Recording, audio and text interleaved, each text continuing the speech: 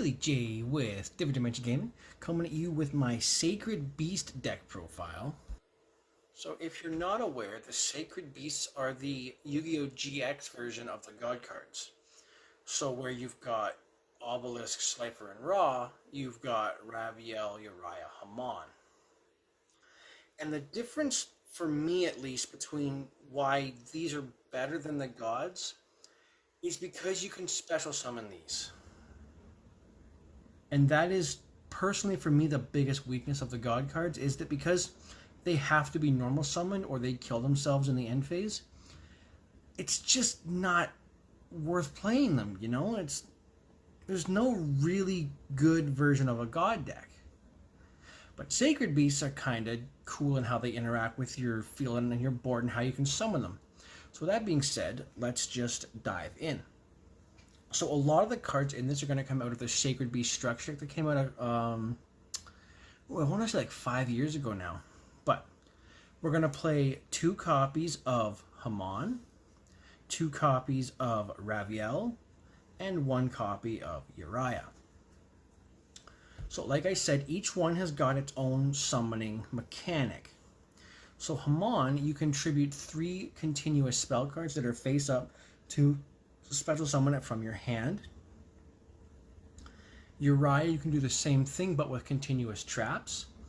And then Raviel needs 3 fiend monsters.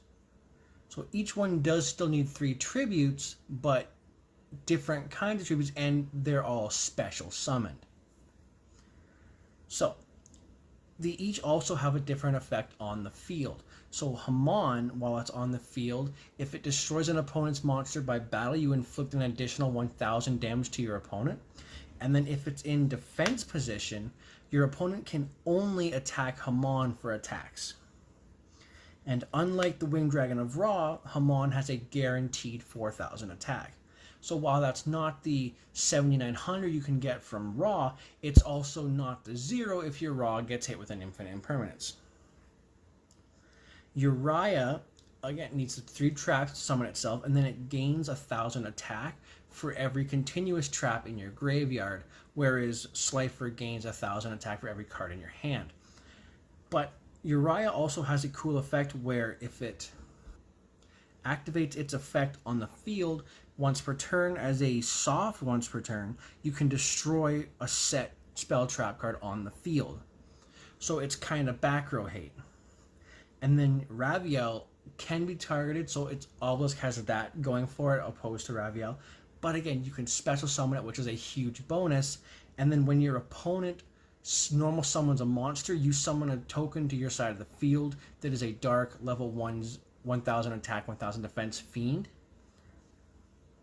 And then during your turn, you contribute 1 monster on the field, and your Raviel will gain that monster's attack points. So it also kind of has that Obelisk thing where you contribute another monster to gain attack. That's what you're playing for your Sacred Beasts. Now, each Sacred Beast got its own kind of support card, and while we're not playing the one for Uriah, we are playing the one for Haman and Raviel. So the one for Raviel is a monster because it needs monsters to tribute it, and then Uriah got a trap and Haman got a spell. So the monster for Raviel says that if you control Raviel, as a quick effect, you can discard this card and double Raviel's current attack. And that's important to know because if you use Raviel's effect to tribute Haman, his attack becomes 8000, and then you can use this Raviel to make his attack 16,000 because it doubles the current attack. And then it can also attack all monsters your opponent controls. So huge bonus. And then if it's in your graveyard, you can tribute a monster to put this back in your hand. So the token that Raviel summons can be used as tribute fodder to get this back in your hand. Really cool card. We'll get to the Haman card in a little bit. We're not playing the Uriah card because Uriah is by far the weakest of the 3. But for starters in the deck, we are playing 3 copies of Dark Beckoning Beast. So this came out in the structure deck, and it is a really insane card. So if it's normal summon, you can add a card that mentions one of the Sacred Beasts from your deck to your hand, and then you can also normal summon 1 additional time. So while it's a level 2/0/0, you don't really need to have it on the field for very long because you're going to play it in tandem with your Dark Summoning Beast. So this guy, you can use your second normal summon to tribute over the Dark Beckoning Beast, and then Dark Summoning Beast can tribute itself to summon one of your 3 Sacred Beasts from your deck, but your monsters cannot attack the turn you activate that effect. So if you were going to attack and you have this combo, you need to do this after your battle phase. And then you can also banish this guy from your graveyard to add one of the Sacred Beasts from your deck to your hand. And then for the last of the support, I guess, we're going to play 1 Chaos Summoning Beast and 1 Phantasmal Summoning Beast. So Chaos Summoning Beast, you contribute it to summon one of the Sacred Beasts from your hand, and then you can banish it from your graveyard to add Fallen Paradise from your deck to your hand. And if you summon a Sacred Beast using this guy's effect, they can attack that turn. And then Phantasmal Summoning Beast, you can tribute it to add 1 Uriah, Hamon, Raviel from your graveyard back to your hand, and then immediately special summon that monster without paying its summoning conditions. Or ignoring its summoning conditions, I should say. But it can't attack this turn. And then you can banish this from your graveyard to add your Dimension Fusion Destruction from your deck to your hand. So as far as monsters go for the real engine, we're only playing 12. It's a very small count. We're playing quite a few spells to help us find these monsters. And then there is so much flex space in this deck for you to fill it up with whatever you happen to need to fill it up with. So for the spells, we're going to play 3 copies of Opening of the Spirit Gates. And this card says when it's activated, add 1 monster from your deck to your hand that mentions one of the 3 Sacred Beasts in its card text. So that's anywhere in its effect from this part of the card to this part of the card. And then you can discard a card to special summon a Fiend from your graveyard with 0 attack, 0 defense.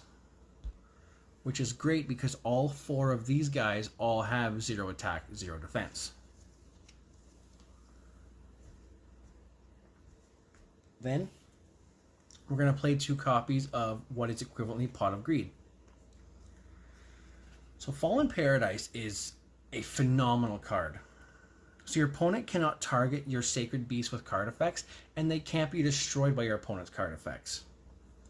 Now that alone is a really good field spell, but if you control one of the 3 Sacred Beasts, once per turn you can draw 2 cards.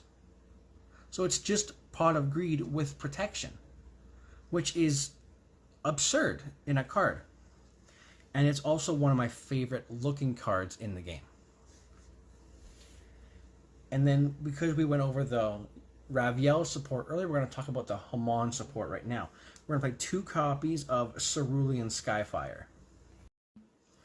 Cerulean Skyfire says you can special summon Hamon using face down continuous spell traps you control, but that's not really the effect that we care about because it's Yu-Gi-Oh! We're going to cheat our boss monsters out. But the second effect is the one that you really care about. So while you control a face-up Hamon, Lord of Striking Thunder, when your opponent activates a spell card or effect, you can switch that Hamon to defense mode, negate the effect, which is already insane.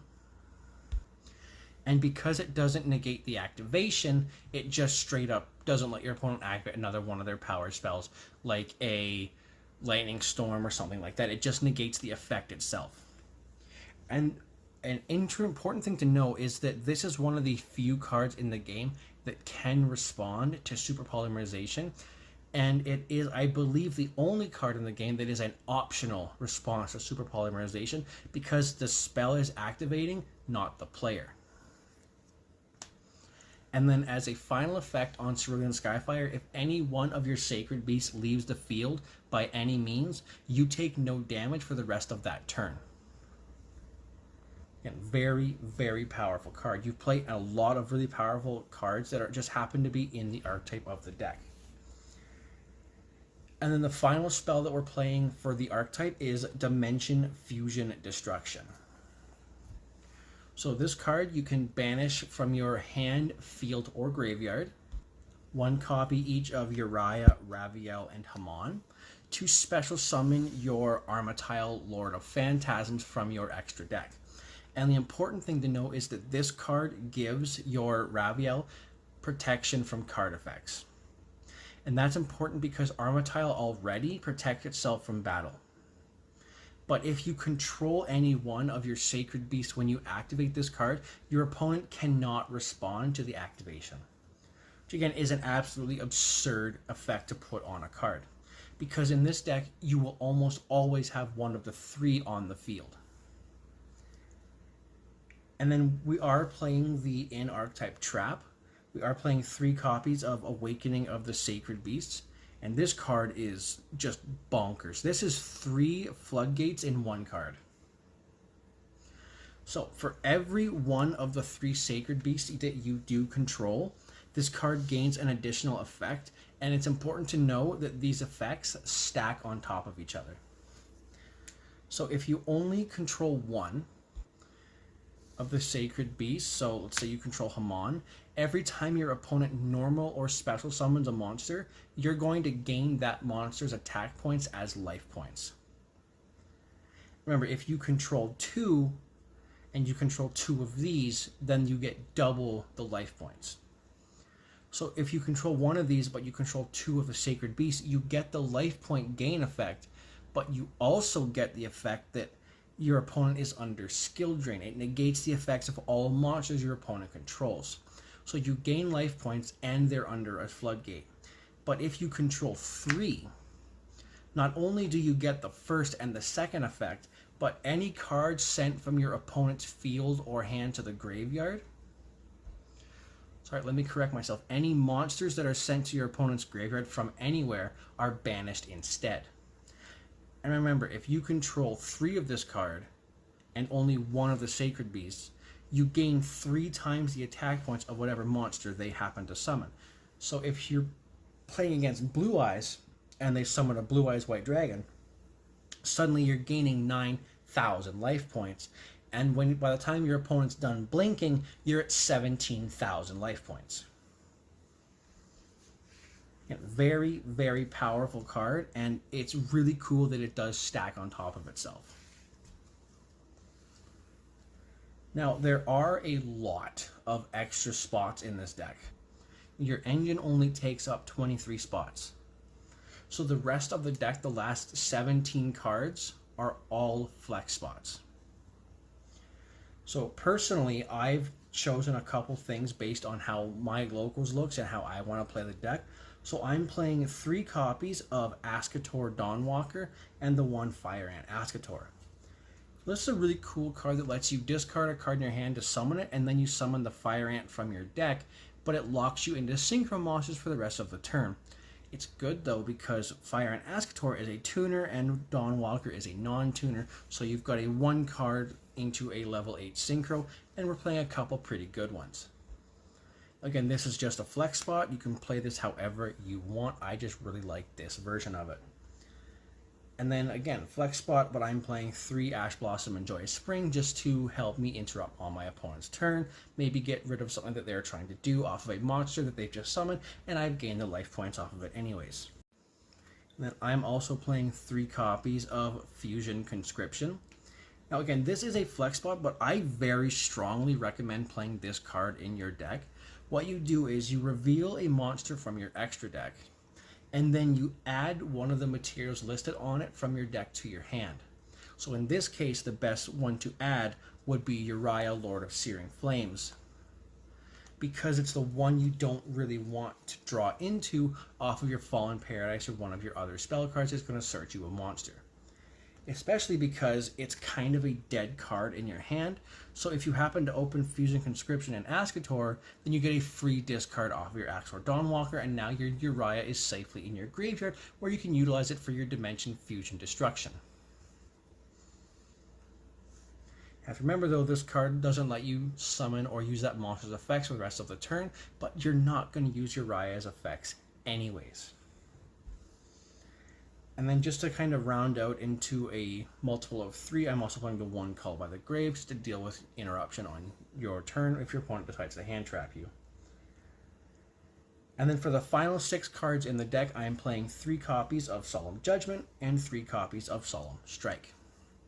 Again, just ways to slow down your opponent, and because you're gaining life points so rapidly and so frequently, these cards are basically free because you're always going to be above your starting life total. The only real threat to this deck as far as life points go is Psychic End Punisher, which is not a super popular card being played in any format I'm aware of. But that's it for the main deck. It's a clean 40. Again, it's 17 flex spots of whatever you think is better to put in your deck and doing whatever you think is best for your locals. So onto the extra deck, we are playing 2 copies of Armatile the Chaos Phantasm. Now really you only need to play 1, but I play 2 just in case your opponent's on like a cash tier unicorn and they want to rip something out of your extra deck. You play 2 just in case. So this guy needs the 3 Sacred Beasts to summon itself, and if you don't have Dimension Fusion Destruction, you can use Armatile's own summoning condition to banish those monsters from your field. And then if it's summoned, it gains protection from battle, can't be destroyed by battle, and on your turn only, it gains 10,000 attack points. So it's pretty big. So if you use Dimension Fusion Destruction, you summon it in defense mode, you're cool on your opponent's turn because it can't be destroyed by battle or card effects, comes back to you, gains 10,000, you switch to attack, and you swing for game. Now, because all of the other Sacred Beasts got a counterpart, it wouldn't be fair if Armatile didn't. So we're also playing 2 copies of Armatile the Chaos Phantasm, Phantom of Chaos. And that is a mouthful of a name to say. But this card needs the same summoning requirements as Armatile, but this card's effect is kind of insane. So, when it's summoned during your main phase, you can give control of this card to your opponent, and then in the end phase, it banishes all cards on that player's side of the field. So you give it to your opponent, and it wipes their board. But it has a cool second effect. Because you are still the owner of this card, it says if you activate this effect, the owner of this card can summon regular Armatile, ignoring its summoning conditions. So it nukes your opponent's board, gives you a huge body, and gives you really cool follow-up. Now, much like the main deck, our extra deck is pretty loose because these are the only 4 cards that really, really matter. But we're going to go with the rest of the extra deck anyways because this is what I think is best to play in it. So with that being said, I am playing 1 copy of Varudris, the Final Bringer of the End Times. Again, mouthful of a name to say. But this needs 2 or more level 10 monsters. When your opponent activates a card or effect, you can detach a material to negate that effect. And then you can detach an additional material to destroy a card on the field if you wish to do so. And then if it's in the damage step and this card attacks, you can destroy 1 card on the field. And then when this card is destroyed, you can destroy another card on the field as well. So it's kind of the Unchained Link 4 on steroids, because not only is it possibly destroying 4 cards, but it's also a negate on top of that. And then because we're playing rank 10s, we're going to play our rank 10 train engine. Play 1 Gustav Max, 1 Super Dora, and the 1 Juggernaut Libe. So each of these need 2 level 10 monsters to Xyz summon, and this one can summon itself on top of either one of these. So Gustav Max can detach a material to inflict 2,000 damage to your opponent. Super Dora, you can detach a material to target a face-up monster on the field, and that monster is unaffected by card effects until the end phase, and that is a quick effect. And then you've got Libe. So again, can summon himself on top of either one of these other cards, but its effect is absurd. So once per turn, you can detach a material, so let's say you don't have Gustav Max, you can detach the Gustav Max, and this card's attack gains 2,000. So it starts at 4,000 and now it's at 6,000, but that's not all. If you activate this effect, this card can attack up to the number of monsters your opponent controls, up to the number of Eggsy's material you currently have under it, +1. So let's say you summon your two, your Raya, your Haman, you overlay into Gustav Max, you attach a material, you inflict 2,000 damage to your opponent, and then you can go, okay, now my Juggernaut Libe, detach another material. Now it's 6,000 attack, and it's attacking twice because it's a number of materials +1. Again, very, very powerful rank 10 engine. The last rank 10 that we're playing is number XX, Utopic Dark Infinity. So this needs 2 or more level 10 monsters. And when a monster is destroyed by battle and sent to the graveyard, you can detach a material to summon that monster to your side of the field in defense position. It's important to know that that monster's effects are not negated. And then you can target another face-up special summon monster you control. You gain life points equal to its attack, and you can only use each effect once per turn. So this card is kind of crazy because it says, you know, attack your opponent's monster, destroy it, summon it to your field, target it, and then gain its attack. Very, very powerful because, again, you're just constantly gaining life points in a deck where you're playing Solemns is very, very powerful because neither of your Solemn cards will be offline at any point. Now for the level 8 Synchro engine, I'm playing 1 Stardust Dragon, 1 Draco Berserker of the Tenyi, and 1 Scarlet Red Dragon Archfiend. These are just my picks. Pick and choose them how you want them. You might not even play the Alcator in your deck, and that's totally up to you. But so Stardust Dragon, if your opponent were to destroy a card you control, you can tribute Stardust Dragon, negate the effect, and then in the end phase, Stardust comes back. Draco Berserker of the Tenyi, when your opponent activates a monster effect, you can banish that monster. And then if it attacks a monster and destroys it by battle, it gains that monster's attack and it can attack one more time. And finally, Scarlet Red Dragon Archfiend. You can destroy all monsters on the field with less than or equal to attack to Scarlet except for itself, and then inflict 500 damage to your opponent for each one destroyed. Again, very cool card, and while we're gaining our life points, we're lowering down our opponents either through burn, through multiple cards, or just through sheer force because we're playing so many strong monsters. And for the last of the cards in the extra deck, I'm playing just a couple of links. I'm playing 1 Geonator Transverser, 1 Salamangreat Almirage, and 1 Relinquished Anima. So Geonator Transverser says that as long as 2 monsters are in the arrows that it points, you can just swap control of those monsters, which is a really fun thing to do if you happen to get out like your Dark Beckoning Beast, but your opponent negates its effect, and go, okay, you have it instead. And then you can use your opponent's monster to just attack over it and inflict a ton of damage. It needs 2 effect monsters, so super easy to summon in this deck.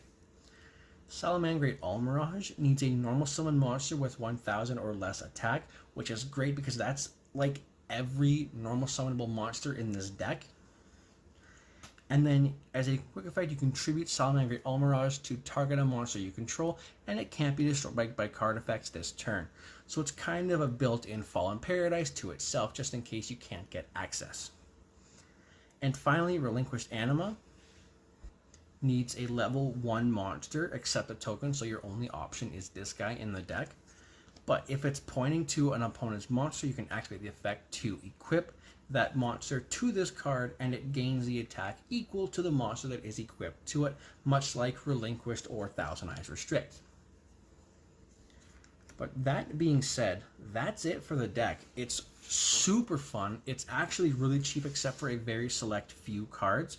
I think the most expensive card in the deck is the Varudris, just because it's new and it's an Omni, and that's really, really expensive in this game, much like how Barone was when she first came out. If you think we could improve on the deck, please let us know in the comments down below. Make sure to like and subscribe, follow us on socials, make sure to join our Discord server, make sure to like and subscribe, and we'll see you next time.